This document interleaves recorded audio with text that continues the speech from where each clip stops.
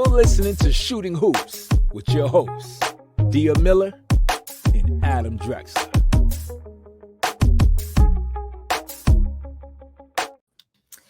Welcome back to Shooting Hoops, a podcast about basketball and the Portland Trail Blazers. I'm your host, Dia Miller. I'm here with Adam Drexler, my co-host. Oh, our names aren't even up here. What? We've got I know who we are. No, I'm just kidding. We gotta fix that. It's been a couple weeks. Yeah. I don't even know what episode we're on at this point. I think 14, maybe. But you have been off the grid. Not on purpose. I wish it was on purpose. I wish it was one of those things where I took a vacation or something like that. But what actually happened is my internet went down, completely down, for a significant amount of time. I want to say it was 2 weeks, and they couldn't figure out what was going on, and they couldn't figure out what's going on. And it turns out I don't fully know how internet works. If we're being honest, I just enter the password and log on. But basically what happened was there's a box that I guess everybody in the area is plugged into, physically plugged into.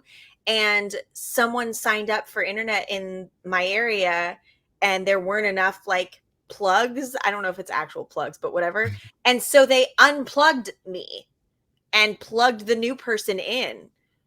But somebody came out and said an animal ate something. Someone else came out and said they didn't know what was going on. So it's just been a nightmare trying to figure out why my internet wasn't working. And for obvious reasons, when my internet's not working, we can't record this. So between that and then you had surgery. Yeah. Wild. So we had a hiatus without meaning to. Yeah. And then we had a not vacation. Right. Yeah. It was not vacation at all. It was actually very frustrating. And then while that was happening, everything happened with the Trailblazers. There's been a lot of stuff happening. So much. And we're going to cover it all in this episode. We're not missing anything. We're going to go down the line. Yeah, we're sure going to try. So starting that out here is we've got this. We'll just give a quick Oh, you can't even see it when that border's there. It's like I've forgotten how to do this. So we are currently 13th in the West, 33-40. It's wild to me because we started this season out 10-4, and I was like, this is it. This is the year we win the championship. And now we are fighting for our lives to even get in the play. And the Spurs and the Rockets, the two teams under us in the West, are both out. I think we're 2.5 games behind. I guess we're 2.5 or 3 games behind. And we've got 9 games left, 8 games left, something like that. Yeah, it's not looking good. It's looking like we're about to enter into the Wembanyama sweepstakes. Right. And which, I mean, there are worse places to be. Yeah, honestly, I'm going to say that I don't know if this is a bad thing. In one case, it is a bad thing because me personally, I expected the Blazers to do pretty well, and they were pretty solid up until the All-Star break, where you made some trades that I think were more in the direction of tanking. And it's not saying that the players aren't good. It's just that in terms of the winning efforts, some of those trades kind of made it a little bit tougher to get those wins. And they were trades that traded away key pieces for our winning efforts. So it's not something I'm angry about, but I think the Blazers, they kind of made a decision as a franchise to kind of build for the future a little bit. But what are your thoughts on that? Yeah, it's been interesting, and there's been a lot of conversation about where we're at. Okay, first of all, let's break this down a little bit here. First of all, I did not expect to be here. When we started the season out, like I said, I thought, okay, this we are going for it. And we may not win a championship, but this is going to be a good season. It's going to be fun. We're going to see good basketball. We're going to be a winning team. I really had high hopes. And then we've just kind of slowly just like gone down, and it's been frustrating in some ways. But I would rather be the worst team than be stuck in the middle. When you're stuck in that, like in that play-in place, like where you're kind of fighting for a spot there, or even at the, you know, at the bottom of the playoffs, like when you're in that, well, really the play-in, when you're in that play-in section, you're in a really crappy place because you likely are not going to win. You're probably not even going to make it past the first round, if we're being honest. I mean, crazier things have happened, but that's the reality. And then you're out. Like you're not going to end up with being in a good place. Yeah, and you don't have a pick or anything. So right. It's just not a good place to be. Not a good place to be. Mediocre is not a good place to be in the NBA, but at the end of the season, you either want to be really good or really bad, which seems so I weird. think there are some teams in between that are like, okay, an injury might happen. Like I think the Timberwolves are a team that, okay, if the whole roster is healthy, they're trying to compete for you know, the playoffs, and they were up until right now. They're being plagued by injuries, but they're still trying. Their fans expect their team to go to the playoffs. They have the roster for it. And then there's some teams that might not have the roster for it, get a few wins, and are like, okay, well, we can try to make the play in, but like, should we? Well, that's kind of where I feel like the Mavericks, the Lakers, and the Pelicans all fall right now. Like all of those teams, if they're all healthy, they are not terrible. The Lakers, I don't know. The Mavericks and the Pelicans, both, if they're healthy, they've got a lot of skill and a lot of talent. And if they have the right pairing, they could really do well in the playoffs. Yeah, the Pelicans, I think they were geared up for a playoff spot. I mean, they were at the top of the conference for a minute when everyone was healthy, and then you have, you know, star players get injured, and now all of a sudden they're like, it's not our year. But they had every intention. Same with the Blazers. They started off the season with every intention of making the playoffs, and I think now we look at the roster, and now we look, okay, even if we make the playoffs, what is this going to do for, you know, is this going to better serve the Blazers if they make the playoffs this year? Yeah. So that leads us into an interesting topic that's been a topic lately, is the whole idea of tanking. And there's been a lot of conversation about this because of where we're at. And so a couple things that we need to highlight about this here. Whoops. Guys, we've done this before. Okay. So we've got this. This was an interesting one. Now, ignore the 5 days because I screenshot this when we were supposed to record before my internet went down. But it was at the point where we had 24 games. So if you're listening, you can't see the tweet. Chad in Portland tweeted, with 24 games remaining, I am all about the Blazers doing whatever is necessary to increase their odds to land Wembanyama. I don't know why that name's so hard to say. Wembanyama. Wham bam. Thank you, ma'am. Top 4 pick. I'm sure he's heard that before. And Dame retweeted it and said, no way. So that tells me, even at that point, that Dame was like, we're not tanking. And like, what is Dame supposed to say in those kinds of situations? Like, he could say nothing. We're gonna lose. Yeah, he could say nothing. I think Dame, like, no player in Dame's predicament wants to lose. Right. But I think there's a difference. And I think that this is a common misconception. And obviously, you know the difference. You've been there. But like, tanking doesn't mean that the players choose to lose. Tanking is a front office decision where they start pulling, you start seeing injuries, and you start seeing guys get sat and stuff like that. So tanking is never at playing at this level. You are never going to convince players to just chill and lose on purpose. Yeah. Like, you're just not. That doesn't even sound like no one's going in there and saying, hey guys, we're going to try and lose this game. Like, no one's doing that. And I think with Dame, as a star player for a team, it's got to be the most annoying thing ever that if your team starts losing and it looks like they're not going to make the playoffs, you know what's coming next is and this is like one of the few times that Portland gets some airtime every year, is like, okay, if Portland's losing for a little bit, there go the segments all about, okay, tanking, Dame needs to leave, and send Dame out. Dame needs to free go. Dame. Yeah, and like as the star player, you're like, oh my gosh, we lost too many games. Now I'm gonna have to hear this. Well, and we're gonna get to that too, because that came up again. Yeah, it's the terrible place to be in. It really is. And also knowing like they're probably going to try to make you sit. And I think that that's so frustrating, because we watched that happen last year with Anthony, where he was really making a a solid argument that he should be most improved player last year. Mm. And then because the team went downhill and they started to tank, he got sat. And he didn't got sat. I don't know if that's the right way to say that. But Yeah, I anyway, think that's right. It sounds right. it sounds right. Got sat. But he didn't get to finish that off, and so he didn't get that. And I think about that this year with Dame and his scoring. He's he could go for the scoring title. Yeah. Like we've seen it, Dame, like he's up there with anybody in the league. Yeah. In terms of an individual performance. Right. He's just about done all he can. It just so happens that basketball is a team sport, and dang it. Yeah, I know. Like if it was just, we could play with 5 Dames. Right. Great. But when it's a team sport, it's not always in your hands. And it's just it's got to be so frustrating because you can't blame your teammates. You can't blame it's just the way things are with what's going on in the NBA. So it's got to be incredibly frustrating for a star player to go through that. So this is another interesting one.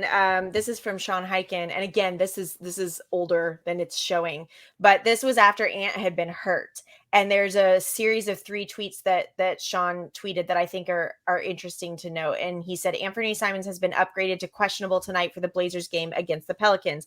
I cannot stress enough how surprising this is. The night the injury happened right before the All-Star break, it looked bad enough that my working assumption was it would be a 4 to 6 week type of deal. That he might be back 2 weeks later is huge. This is also not something that would happen if a team was tanking. So even at that point, we were still looking at, okay, this is not a team that's tanking. This is a team that's actually like working at being in the playoffs. I feel like maybe we're at the point. I think we're getting real close to being at the point where they shut it down. Yeah, I think this week was definitely the week where everyone took a second to reassess. The headlines started jumping out of the woodworks. And everyone saw this coming. If the Blazers, I mean, to be honest, most people counted the Blazers out this season. Yeah. The fact that they counted them to be down there with the Rockets and the Spurs, and so to me, the fact that the Blazers were competitive most of the season and really trying to win speaks volumes to the organization. Because I mean, who wants to cheer for a tanking team? Yeah, but I also feel like we started off so strong and we saw that potential there. And it's like, okay, at that point, are we really supposed to be like a bottom 3 team, or is this a team that can compete? I think before the All-Star break, I definitely thought, okay, this is a team that can compete. After the All-Star break, after the trades, I was like, all right, it's tougher. It's still possible, but and then we go on that giant losing streak, and I'm like, all right.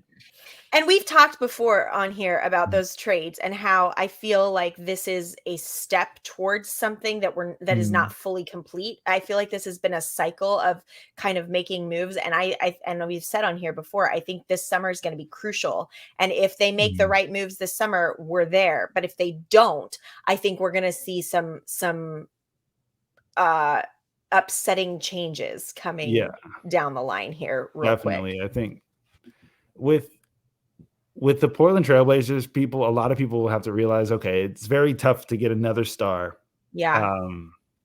And the star that you have, you also have to make sure that they're okay. Because I mean, Dame is he's no youngster. He's not, of course he could play for tons of years, but like in terms of Dame's career, he's at the point now where people want to see more results. They want to see more wins. They want to see more W's in the win column. And at this point, every season that is not a successful route through the playoffs, and not just making the playoffs, doing something in the playoffs is definitely first round exit, isn't it? Hurting his legacy. So well, and so that kind of takes us into another kind of crucial conversation that we're a little bit behind on here. But Dame went out and scored 71 points. So this again, ignore if you're watching this video, it says 2 days ago, but this was when we thought we were recording earlier. But the tweet comes from Trailblazers PR. It says Damian Lillard passes Michael Jordan and James Harden to move up to the number 3 spot for the most games with 60 plus points in NBA history. And then we see, he has this, whoops, that's not it. he has this 71 point game. And immediately after this 71 point game, what happens? We get the free Dame narrative right back because, Dame goes out. 1 point game that they lost, mind you. Oh, I wasn't going to mention that. That's rough. It's rough. Like, you have one player that goes, now granted, we've talked about this before. If Dame's scoring 71, it's not like somebody else is scoring 50, like, or 40 or 30 even, because every single one of those shots is coming from a different player. And I think once he hit that rhythm, you had guys, I mean, he was like 40 points at the half.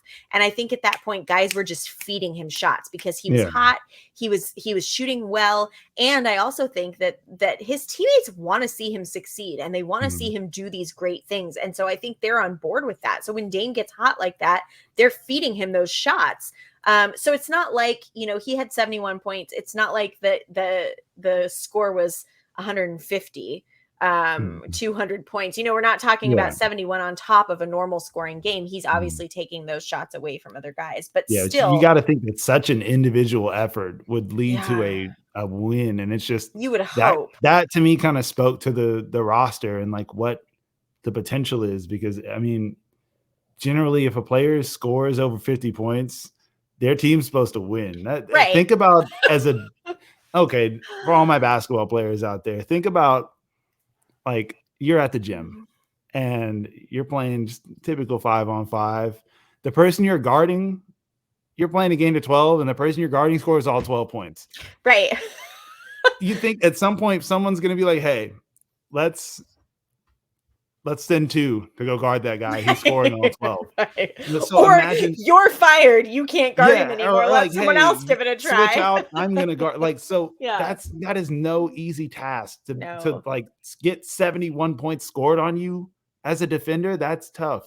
So naturally the whole team starts trying to stop that one guy, which means that there are 4 other guys open for most of the game because they're zoned in on you. We see it a lot with Steph Curry. I mean, teams literally will run after Steph and other people are wide open. And you think with a roster, like, other people, it kind of makes their life easier because they're not being guarded as tough as the person who's on fire. This was also a team that's not good at defense. And I think that became the narrative afterwards too. Well, he scored 71, but it was on the Rockets, right? Yeah, I mean, like any team, and especially you don't want to lose to like the Rockets. When you score 71 points. It was bad. It was bad. But 71 points. And immediately the next day, the narrative is free Dame, let Dame leave, blah, blah, blah, which is interesting. So there's some interesting things that came out of this. This was one of them. Here we go. It's from NBA Central. This is actually via ESPN. And it says, Damian Lillard says the grass isn't always greener when you leave a franchise. And this is a direct quote from Dame. He says, you look at Russell Westbrook, you leave OKC for Houston, then James Harden decided he's leaving. Now Russ is traded to DC. Then you get traded from DC to the Lakers. Now you're on your 4th team in 4 years. And in your 2nd year on the team, everybody's talking about how they should trade you. Now you're coming off the bench. This dude is a Hall of Famer, an MVP. It's an example that the grass isn't always greener. And Adam, you touched on this. Sounds like something I said. Yeah, it does. It absolutely does. I know we're of a similar mind in this regard. Yeah. And like, that's the tough thing about like being a franchise player is that you're a franchise player for Portland. That doesn't mean that every other city will give you the same role. Right. So it's difficult in sports because you never know. Like, all it takes is one person in management or one coach to change and alter your entire career. Yeah. Well, and I think too that we're in this position now where there's this he's in a weird spot where it's like, okay, so now you're kind of stuck between a rock and a hard place because now you stay and people are critical of you for staying. But the truth is, like, you can stay and you can work hard at winning a championship here, or you can leave and you can take a risk, because going and joining another team never guarantees you anything. And now if he goes and he leaves and he joins another team, and he's touched on this himself, but if he goes and leaves and joins another team and they don't win, now he's being blamed for that. People are being critical for the fact that he's chasing a ring and he's leaving another team. He's possibly getting traded because he's not doing what they're not getting the result that they had hoped if they're not winning. So you work yourself into a spot where you're bouncing from team to team. You aren't be able to, maybe like you said, play the same role. And Dame's got a good spot in Portland, and it has nothing to do with, I mean, people talk about this like, oh, well, he's comfortable, or, oh, where there's no expectations. And I don't think that's true. I think there's a lot of expectation on him. I think we see that in all of these, commentaries that come out every time he does something. There's all this expectation for him. If he doesn't win a ring, people are going to be critical. And so I think for him, he feels that pressure and he knows that's there. But I think he's in a spot where he has some say in Portland. He's able to, he's because he's a franchise player, because he was drafted there, because he's been there for so long and he's a leader. He's in the conversations about who they're going to bring and what's going to happen. That's not a secret. That's been talked about. He's got some pull. He's got some say. And I think if he were just to pick up and leave and go somewhere else, he's going to find himself in a different spot. Yeah. And that's the risk of being great at something, is that now all of a sudden it's up in the air in terms of your future is undetermined. There's an expectation, and then there's the inside logical decision. So I think Damian Lillard was on a podcast with JJ Redick, and he kind of explored this narrative and what he thought about basketball today, and kind of what his thoughts are about ring chasing and why it's not always about winning a ring. Like, there are a lot of legends that we talk about, and some of the legends he talks about are Charles Barkley, talks about Malone. Like, a lot of these players didn't win rings. They're still legends. They're still regarded as some of the greatest players ever. They didn't win rings. And so Dame kind of made the point that, like, hey, why are we discrediting players in my predicament? Because if I don't win a ring with Portland, I shouldn't be discredited for my years of greatness. And that's a fair point. And during this, some of the other TV shows kind of grabbed hold of this narrative and kind of talked about what that means for his legacy. So I kind of wanted to get your thoughts on this. Okay, like, if Damian Lillard doesn't win a ring, what are your thoughts on what that would make of his legacy? This is an interesting topic, and it's one that I feel like is kind of controversial. Like, people tend to have pretty strong feelings on this. I think for this conversation to be fair, I have to take my own personal fandom out of it. I have to say, like, if this were not Damian Lillard, if this were another player in another franchise, how would I feel about this? Because I think anytime you're a fan of a specific team, obviously, like, we love Dame. Dame has been great in Portland. And so there's that part of me that wants to be like, everything he does, he can't make a bad choice. He's Damian Lillard and he is with the Trailblazers. And so, I think that definitely clouds like the way that I see the situation. So I'm going to speak in hypothetical here instead of specifically about Dame for that reason. And we can go specifically to Dame, but I want to start there. So if you had a franchise player, and in a small market team like this, who had done the things that Dame had done, who had stayed with the team, had won the contests, the all-star things he'd won, who had had the accolades that he's had, basically essentially the exact same situation.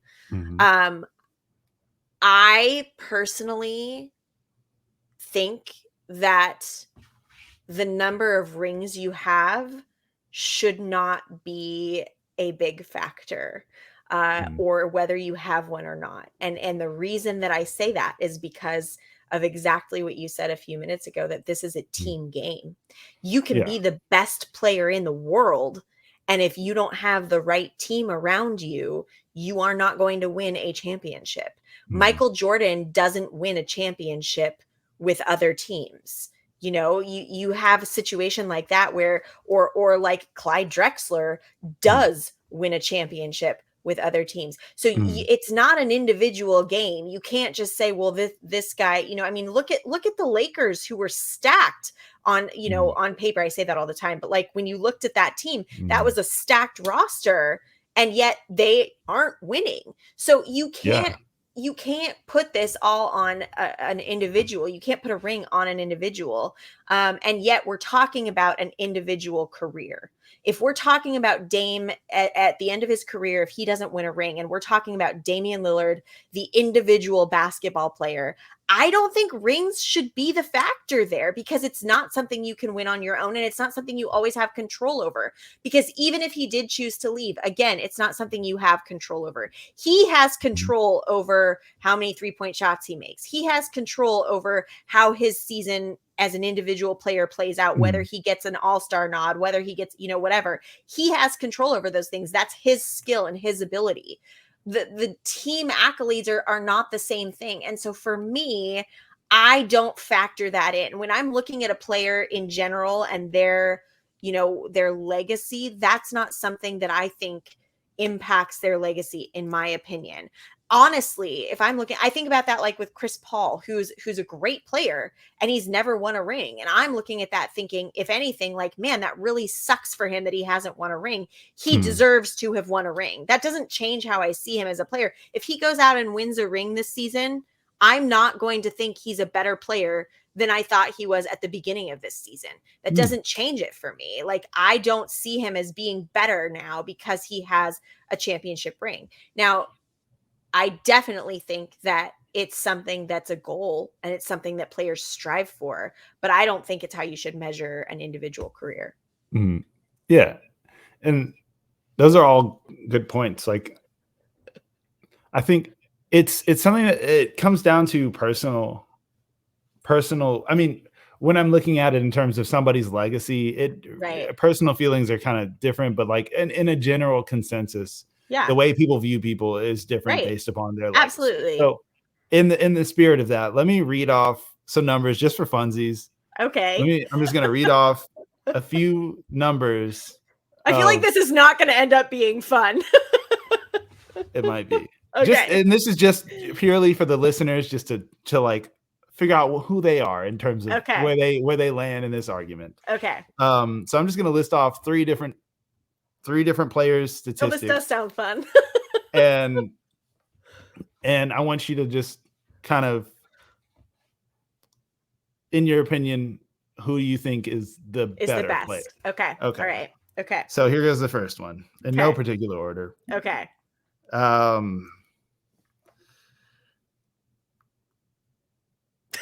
22 points per game. Okay.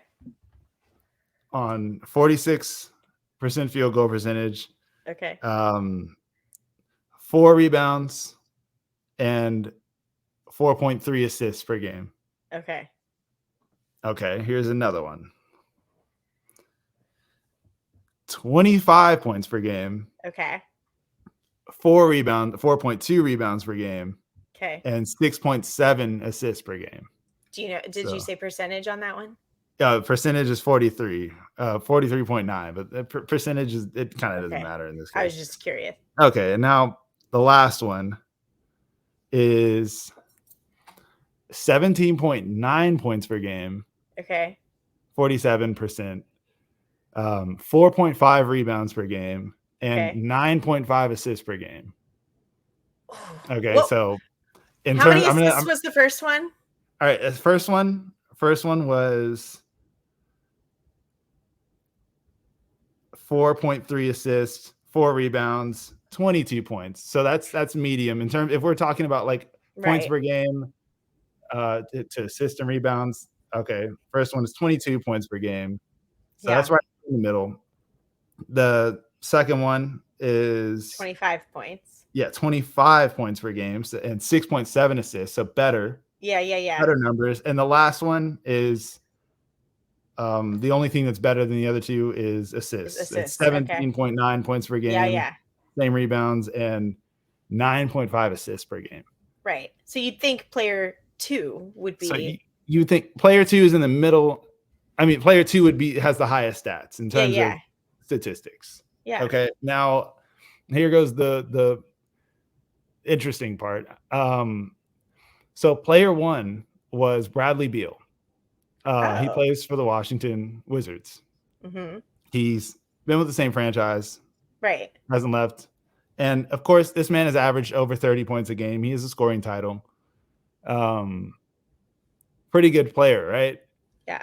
Second one was Damian Lillard. Better numbers, more assists, more points. Okay. And this is their career average. Yeah. The third one, however, which is lower numbers generally. Right. That's Chris Paul. Interesting. Now, in taking my bias out of this, right, Chris Paul is generally regarded as one of the best point guards. Yeah. Around of this generation. Right. So he's pretty much ranked. He's been ranked for most of his career higher than Damian Lillard. Right. And I think there's something to be made about that, why that is. Damian Lillard has better statistics, but there's also the point to be made that Chris Paul, for the majority of his career, has aspired to win a championship and has surfed around the league trying to win that championship. Yeah. And okay, yeah, and then there have been multiple times where he's taken lesser teams to the playoffs. And generally he just he goes where the wins are. And to me, that is a different route from Damian Lillard. I'm not saying Damian Lillard's wrong, but in a way, people don't ever discredit Chris Paul in terms of saying, oh, he needs to be freed. You never hear this narrative. He needs to be free, or he needs to be, rescued or whatever, and no one ever is mad when Chris Paul leaves and goes to a different situation. I mean, he's Chris Paul. So, and there have been a few times in his career where he's been traded, like with the Rockets. They had their run, they almost made it, and then lost to the Warriors, and he got traded to the Thunder, took the Thunder to the playoffs. So the difference is, I think, in Chris Paul's legacy, he's not ever going to be penalized for chasing his ring, and no one's ever going to say, okay, it's just blank stats on an empty team. And this is my unbiased opinion. Whereas Damian Lillard, if you look at those stats, or if you look at Bradley Beal's stats, they're kind of in a similar vein. It's great stats on a team with a low win percentage. Yeah. If we look at the grand perspective, Damian Lillard's won 4 playoff series in his entire career. That's 4 times he's won in the playoffs, won a round of the playoffs. And wait, yeah. Really? Yes. Okay. So Damian Lillard's been with the Blazers for a long time. That's wild. Yeah, they go to the playoffs. They go to the playoffs. They don't stay in the playoffs. They've gotten Yeah, that's 4 series wins in the playoffs. That's actually a wild fact. So, and I love Damian Lillard. I think he's one of the best point guards of this generation. It's just there comes a time where your legacy starts to get hurt by your decisions. Like in terms of Chris Paul, even though Damian Lillard has better stats and is arguably a better individual player than Chris Paul. I mean, Damian Lillard very obviously when you play, he's a better scorer. I mean, there's an argument there that Damian Lillard's a better player, but in terms of through the spectacle, through the lens of the average NBA fan, they say that Chris Paul has the better career. And I think it's held over Damian Lillard's head that he's putting up great stats. He can have 71 points on a team that's not trying to win.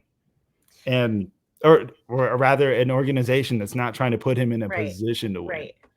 And when I watched the podcast, Damian Lillard kind of talked about, it's not really about the ring, and it's really not. I mean, anyone who's a basketball fan should just appreciate what the game is and appreciate that there are people like Damian Lillard who can go in and light it up and show you basketball. And he loves to play the game. He wants to play. He wants to be an entertainer, because that's what the whole reason for the season. But there has to be a team aspect. There has to be a part of this that kind of meets him halfway, because otherwise it's kind of hurting his legacy. So in regards to the Blazers, I think what can the Blazers do right now to help Damian Lillard's legacy? This is such a frustrating conversation for me. And I think part of it comes down to how people consume basketball, like how you are a fan. And, you have like the Skip Bayless and Stephen A. Smiths of the world that are just going to find something to be complaining about.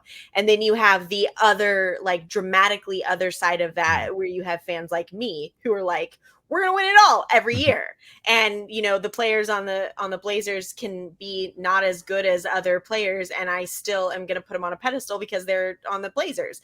So you have, and then you have everything in between this spectrum of how people enjoy the game. And so you have a guy like Skip Bayless who's going to be like, well, Dame's legacy is scorched if he never wins a ring. I'm not quoting him. I'm just saying that's the that's what that's the sentiment. Yeah. And whereas then you have me who just sat here and said, like, it doesn't matter to me if a player wins a ring or not as far as their legacy goes. And granted, I don't think that's just because I'm a glass half full person. That's just how I see it. But we have this conversation. We're not the only ones having this conversation. Everybody's having this conversation. And it's got to be so hard as a guy like Damian Lillard. And I think we're seeing that in these conversations and in these interviews that he's having, where he's being like, of course, like the fact that he has to convince people that he wants to win a ring is wild to me. Like nobody who's competing at the level of the NBA is like, I don't want to ring.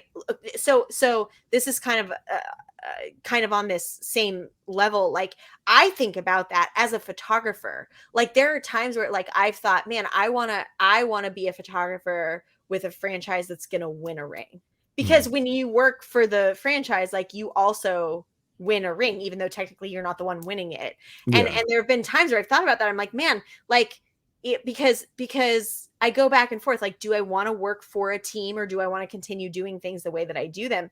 And I've thought about that. Like, okay, well, if it was a team that was going to win, like that would be really cool to get to be some part of that. And so I'm not even a basketball player, and I'm thinking like that would be so cool. So obviously when you have guys that are competing at the level that they're competing at, who have made the sacrifices and done the things that they've had to do throughout their entire lives to get to the place where they are at, of course they want to win a ring. There is not, you will not find a player in the NBA who legitimately doesn't care about winning it. That's the competition. That's the highest like prize of the game that they play, that they compete in. So of course, that's like saying that there are Olympians who go to the Olympics and don't want to win a gold medal. There's not one Olympian who has ever gone to the Olympics and said, well, I don't want to win a gold medal. Yeah, of course they fell into this gold medal. Like everyone's competing. Yeah. Of course they want to win a gold medal. And I think that it's wild that Damian Lillard would have to convince people that he wants to win a ring. Of course he wants to win a ring, but there's a difference in jumping on a bandwagon. It's like if you're, I can't think of a good example. Never mind. I thought I was going to go there, but like if you stick it out with the team you're with and you work and you try to win that, like I have so much respect for that. And in my opinion, there should almost be more respect for a guy and his legacy like that. That's more of a legacy to me. When you sit there, and I hesitate to use the word grind because that's become a thing, but like when you're that guy, when you're the guy who's going to sit there and say like, we're going to put in the work. We're going to do what we can to mold and shape this team so we can win a championship from the ground up, versus being like, hey, those guys look like they're going to win a championship.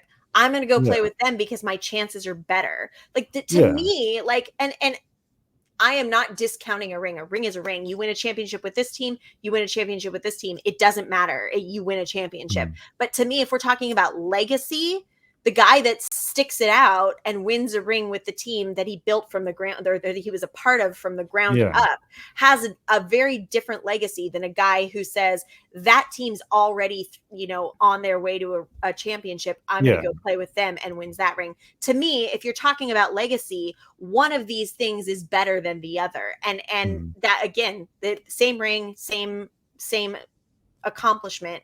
But to me, it's a different legacy. Yeah, I think most I didn't fans answer your question. but like, I mean, it's a discussion. Back to that. Yeah. But like most fans are, it depends on what your feelings are. Because I bet you there are fans in Washington who are like, Bradley Beal is one of the best to ever do it. Yeah. They're kind of in the same boat in the sense that Washington, like Bradley Beal, they know he's great, and right now, as it currently stands, Bradley Beal has no expectations to win a championship ever in his career. And he still other than the ones that like other fans from other cities are, they're like, oh, well, we don't care if that Bradley Beal won the scoring title. He's not even in the playoffs.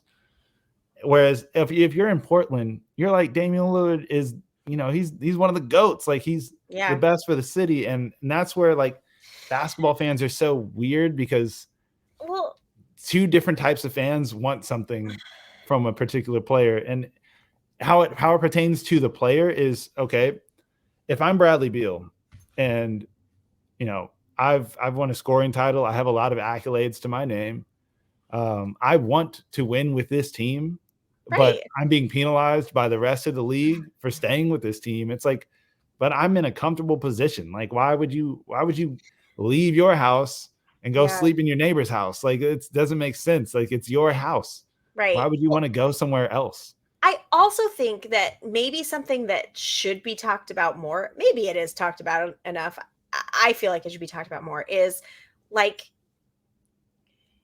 you also have the aspect of basketball. Like, obviously the players, there are accomplishments and accolades and legacy that we talk about with players, obviously.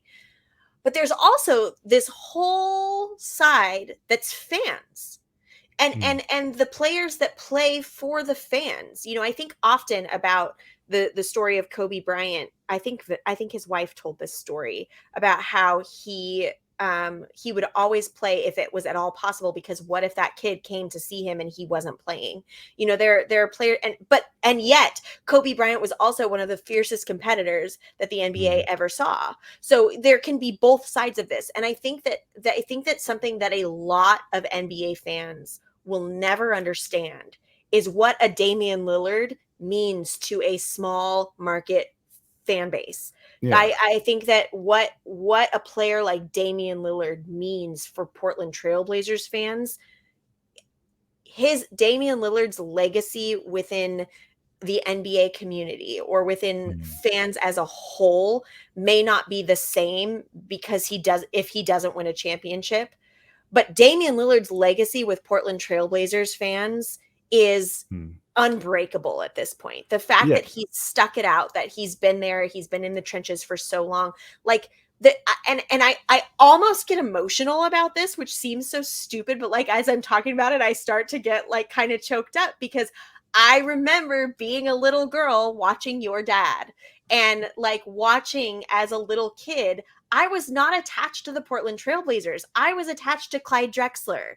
And I think that as a child watching him and diving into this game of basketball and this team because of who he was and how he played and who he was for me as a kid and for the team. Like, that is what established me as a basketball fan.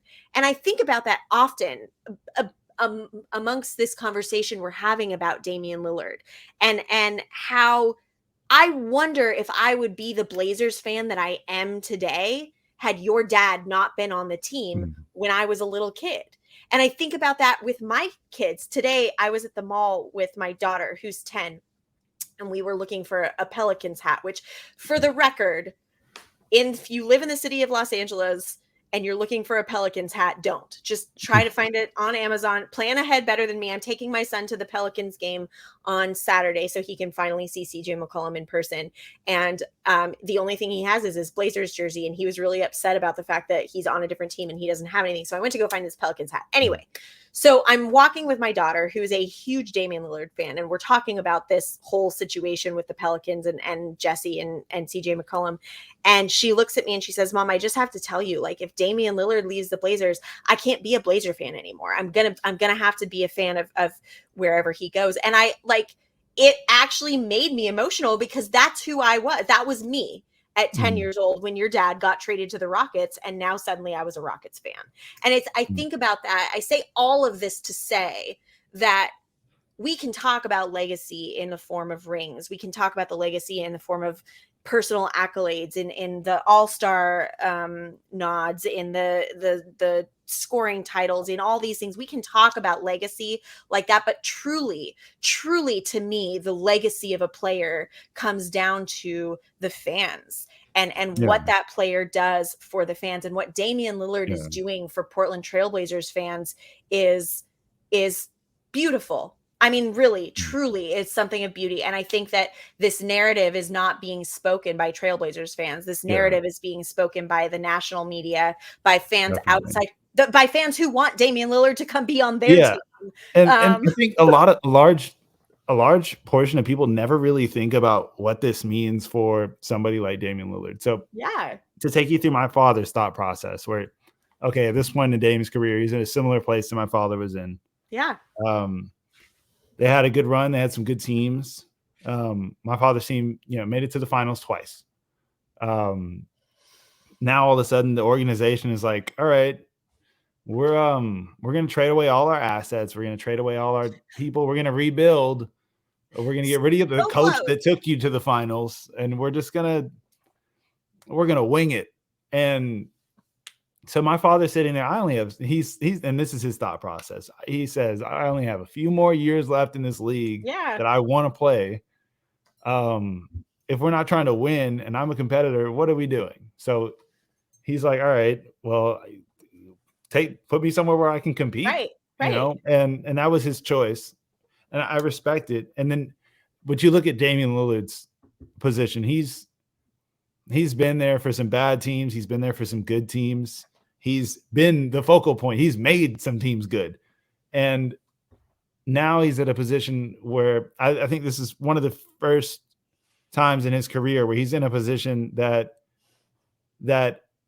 is looking to not be about him. The team is looking like they're about to try either to tank for a Wembanyama or Yama, or they're going to try and rebuild and try to retool the roster. And I don't know if they can get to the point where they can be as competitive as they were. But the flip side of that is that what if we do get, the number one pick and we get Wembanyama and he goes and scores 40 points a game, but the team starts losing. And then all of a sudden the narrative around the league is, oh, Wembanyama can't play with Dame. So now that the league starts talking about how they need to trade Dame, then what happens? What do fans do then? And that's the craziest part about the situation that Dame's in is it can go a lot of different ways. So many different ways. And as a franchise player, it's got to be so nerve-wracking knowing that like it's out of your hands. I gotta ask you this, and you can choose to not answer if you want to. This is the thing about this podcast is Adam and I, like, we don't really we kind of just have this conversation, so sometimes it goes in directions where we haven't talked about it beforehand. But I'm curious, and maybe you know this, maybe you don't, maybe it's just your opinion, maybe you don't want to say it at all, but I'm curious with your dad, if the Blazers hadn't broken it down and hadn't split it apart and they had said, like, hey, we're going to give it another shot next year, do you think he would have stayed?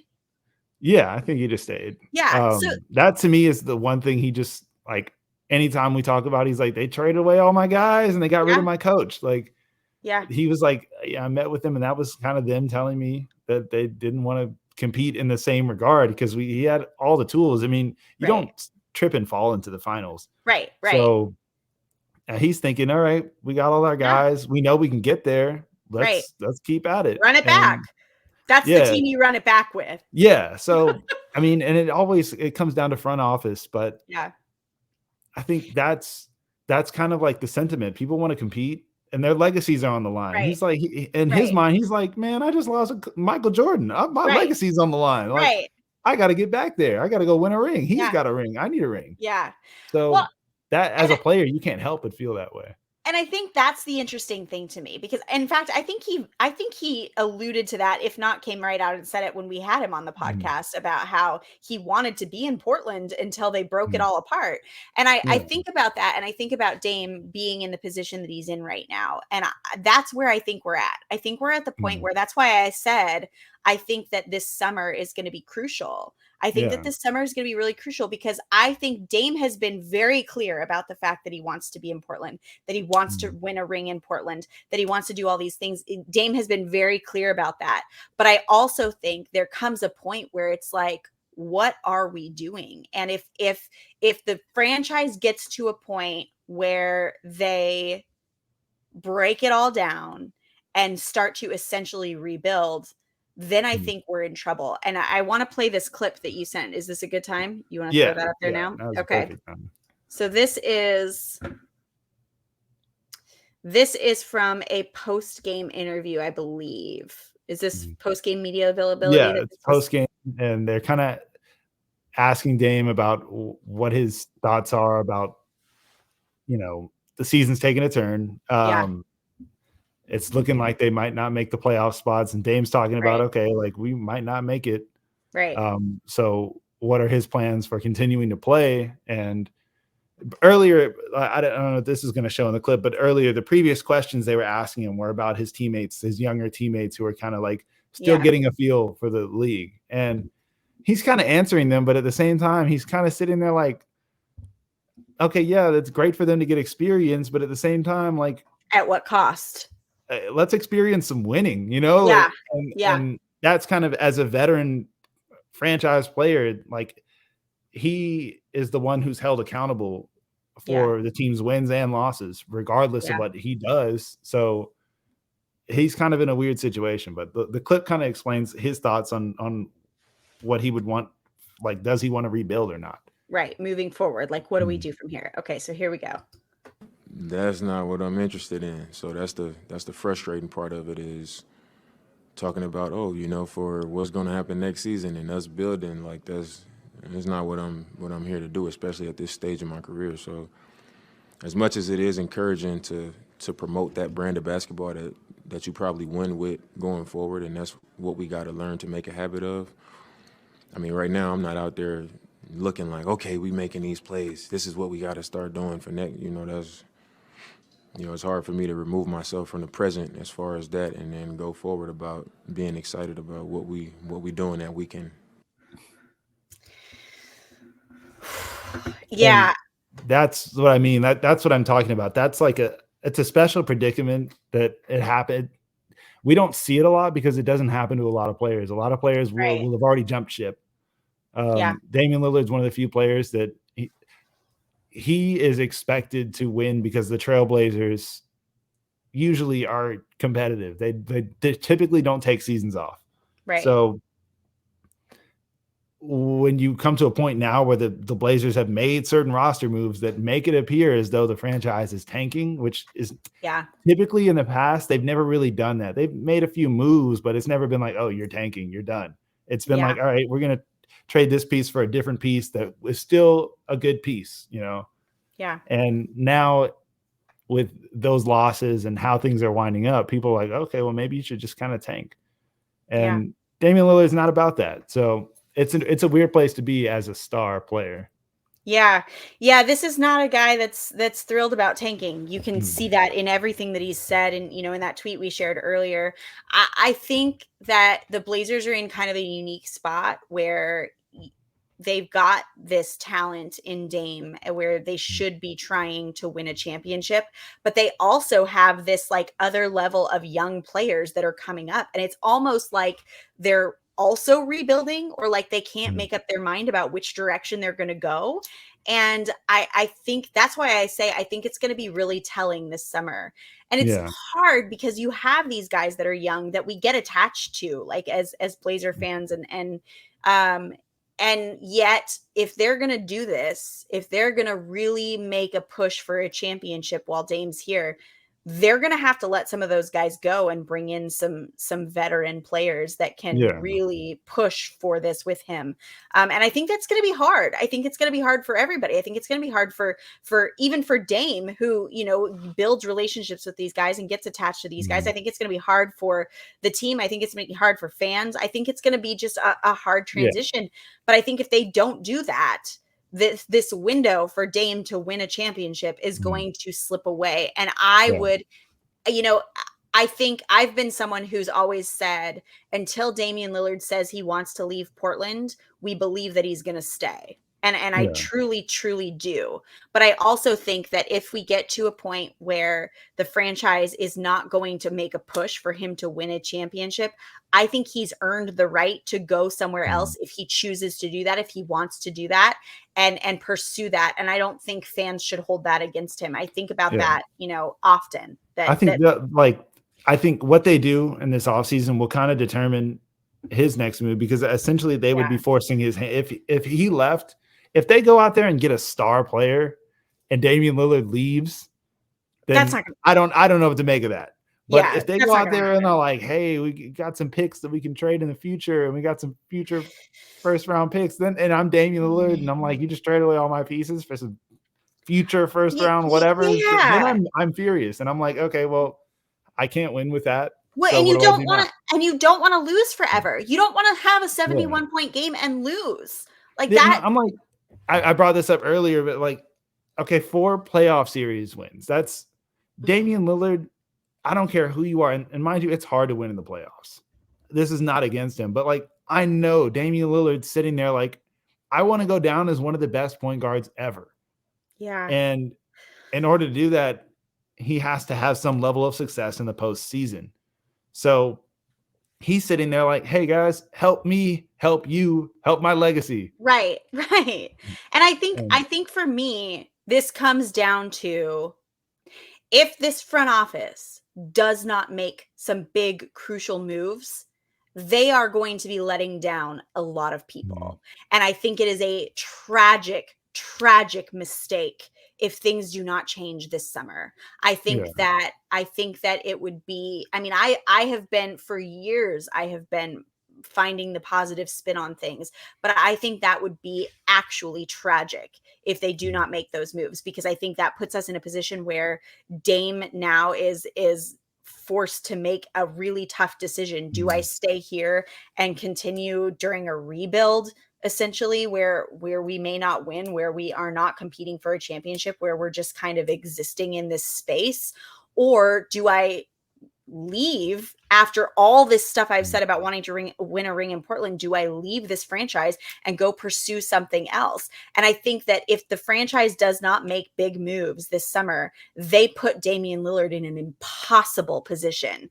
And I think that this comes down, you know, this whole narrative of free Dame and let Dame go to another team and win or whatever. Like, I think this narrative needs to shift, and it needs to be focused on what the front office is or is not doing. It's not about Dame. Dame it has nothing to do with him. No. He's an incredible player playing, and he's made it's a team game.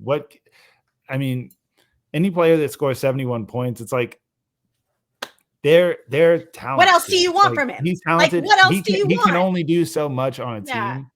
and it falls on the organization to make those moves. So it will Yeah. really be up to the Blazers where they want to go with this in the future. Because if they go and they enter into a rebuild and start giving away all their players and getting picks and stuff, and Damian Lillard's still there, he's like, where do I fit into this equation?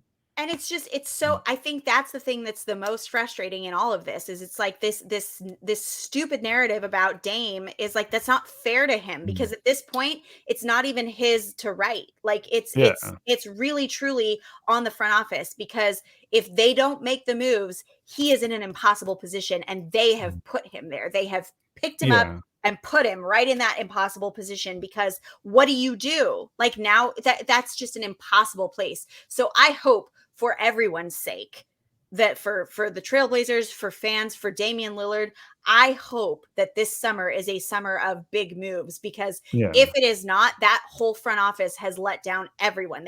They've let down the team, they've let down the fans, and they have especially let down Damian Lillard. Yeah, it's one of those things where you kind of have to think about the bigger picture with it. Another player that I think of is Jimmy Butler. Jimmy Butler has kind of cemented a legacy for himself, in that Jimmy Butler has taken a team to the finals, which is no easy feat. And that will be accredited to him forever. And Jimmy Butler, mind you, he's missed a lot of All-Stars. He's missed a lot of stuff. But at no point is anyone ever like, oh, Jimmy Butler is not a threat, you know? But he's kind of foregone a lot of career accolades in pursuit of winning. And I don't know how history will tell it, if Jimmy Butler will be remembered as that kind of guy, as you know, this winning kind of person. But it kind of makes me wonder about other players. Like, okay, how is history going to remember Bradley Beal? How is history going to remember Chris Paul? And how is history going to remember players like Carmelo? Yeah. Because Carmelo was in a similar situation for a long time. He was on a team that was not making it to where they wanted to go, and he stuck with that team. Then he went to another team that had no chance of getting to where he wanted to go. And it's weird because everyone's like, Carmelo was great, but they don't talk. He's not in the conversation of in the same way that some of these other legends are. Like Giannis will be talked about differently than Carmelo Anthony. Kevin Durant will be talked about differently. And I hate to see that for Damian Lillard, because right now, while he's currently playing, he is talked about and he's held to a different standard from the Bradley Beals and the other players, because he has made it to the playoffs and been on a competitive team for a minute. So it's kind of a weird place to be with your legacy. So I guess everyone, Blazers fans, are going to navigate it together. Yeah, I've decided in the course of this hour-long podcast that really who I'm mad at is our front office. That, like, I mean, I'm not there yet. But this, because I do truly think that there's been a plan here. And even like when this shift happened a couple years ago, I felt like 2 years was a solid, like, course of time to let them really get to where they need to be, because it is a long game. It is you know, you have to make, sometimes you can't just make one move. It has to be several moves to get to where you want to be, and I get that. So I've really felt like that, but I'm telling you what, if we get through this summer and they do not make some big moves and they put Dame in that position, I'm going to be so mad at them. Yeah, it's like like, I can't even really blame. I mean, of course, the front offices are the ones that are putting the team in this kind of situation, but also it's the way the team is set up. It's a small market team. So, and that was my father's whole point. He's like, look, I can't get another star here. And the front office is not going to get me another star here. And they're trading away the pieces that I had to, you know, MacGyver some pieces in order to get to where I was into the finals. So he's like, all right, what is there for me to do? And that's the same situation that Damian's in, like or he might be in. We don't know. The Blazers might be able to get a star. They might pull it off. Yeah, because I mean, if you look at no player has won a ring with no stars. I mean, that just doesn't happen. Or even like great pieces around them. I'm trying to think. it's just it's very uncommon. Yeah, it's very clear what needs to happen here. So we just have to kind of sit back and wait and hope, that it's an exciting off season. Yeah.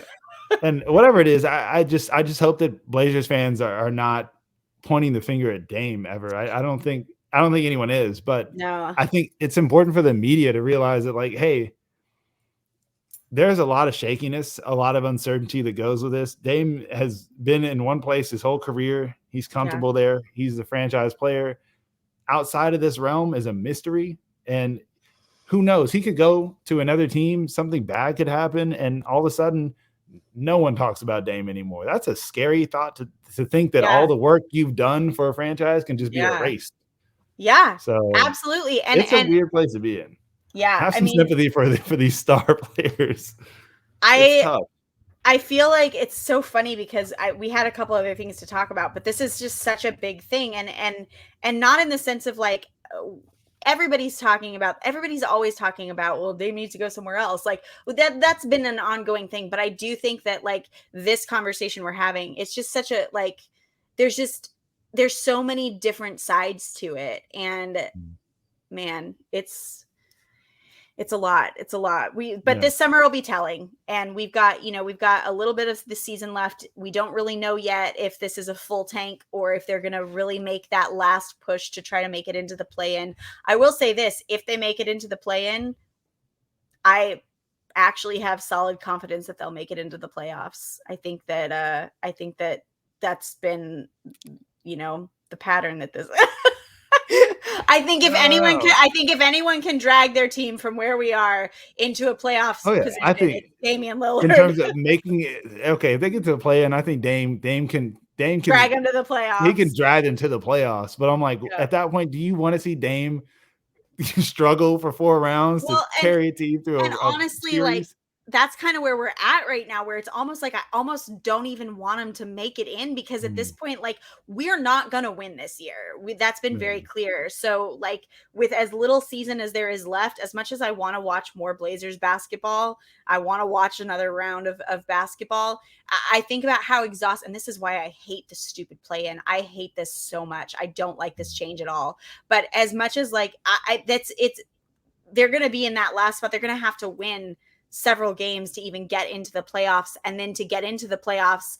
And it almost seems painful. There's almost a sense in which I'd like to just, I don't know. I don't want to say that. And like, okay, let's say Damian Lillard, somehow the Blazers make it to the playoffs. They win they make it to the Western semifinals and they lose there. Like, what does that even do for Dame's legacy? Like, the people like, okay, he could even make it. Okay, let's say he makes it to the Western Conference Finals. And it's up against who? The Suns, like Kevin Durant with the Suns, and they lose to them. People are still going to come out with headlines that are like, "Oh, Damian Lillard needs to free himself of this team," and it's like, I think the only level of success that's going to satisfy any of these is if he makes it to a finals. I think, and if that's the whole thing for Dame, like that's the key is like, okay, if Damian Lillard makes it to a finals, no one can talk with that narrative anymore. Right. So, and if we make it into the lottery this year, there's some good talent coming in. And so, there's that part of me too that's like, what if we made it, to the lottery, I say that like it's a win. But like, what if we are in the lottery and we get what if we get a good pick and that turns everything around? I mean, we've seen the difference. We've seen the difference. Last season, we got Shaedon Sharpe at the 7th pick. We've seen the difference that Shaedon makes when he's on the court. We've seen the talent that he came right through the doors with. And I think about that, like, what if we got a 2nd or 3rd pick? Like, it's really tough with that, because like, I don't think there's ever been a case where like a top pick has come in and won a championship. But there's never been a victor. Yeah. I'm not going to say his last name. Yeah. And I'm like, this can help. But like, I think it can help in terms of helping Dame. Like, you can go and trade some of these players. Like, okay, let's say you don't get the 1st pick, you don't get Victor.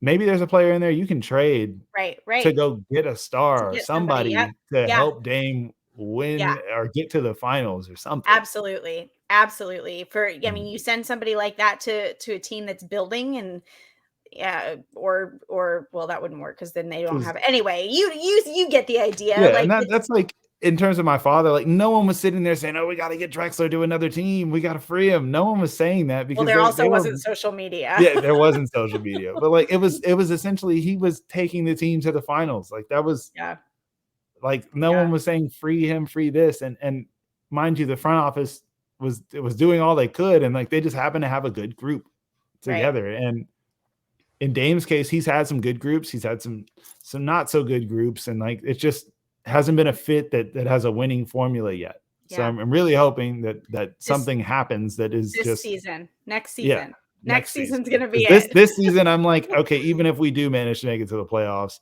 for what? It's gonna be rough. It's gonna be rough. Yeah. All right. Well, we've gone over already, and we didn't even get to everything. So we'll have to. This is what happens when I go off the grid and you have surgery. We have catching up to do. Yeah. Make sure you follow us on Twitter. I'm at Deandra Ann. Adam is at Drex Glides, and then the number 2. We pull tweets off there. We need to be better about that with people that interact, because we do get some, and I'd like to add those in. But make sure you're subscribed on YouTube, on podcasts, Apple Podcasts, Spotify, wherever you listen. Just hit subscribe, follow, like, whatever the button is where you're listening. All that stuff that helps keep us going. So, here we are. Next week, maybe we'll know what direction we're going. Maybe we'll go on a winning streak, and then maybe we'll go on a winning streak. Yeah, you never know. Who knows? We can hope. We can hope good things. All right. Thanks for tuning in, everybody. Yeah.